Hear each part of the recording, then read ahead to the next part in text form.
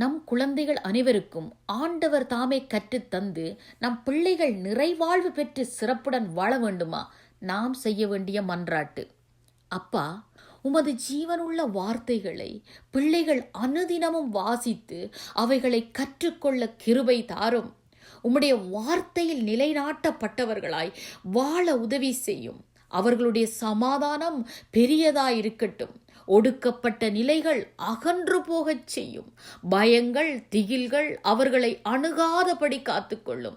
அவர்களுக்கு விரோதமாய் உருவாக்கப்படும் எந்த ஆயுதங்களும் அது வாய்க்காமல் போக செய்கிற தெய்வமே, உமக்கு நன்றி என்று கருத்தாய் அவரிடம் மன்றாடுவோம். அப்பொழுதுதான் மலைகள் விலகினாலும் பர்வதங்களே நிலை பெயர்ந்தாலும் அவர் நம்மீது கொண்ட பேரன்பு நிலை சாயாது, அவருடைய சமாதானத்தின் உடன்படிக்கை அசைவுறாது இருக்கும் என்று வேதமும் நமக்கு தெளிவாய் சொல்லியிருக்கிறது. சத்தியத்தையும் அறிவீர்கள், சத்தியம் உங்களை விடுதலையாக்கும்.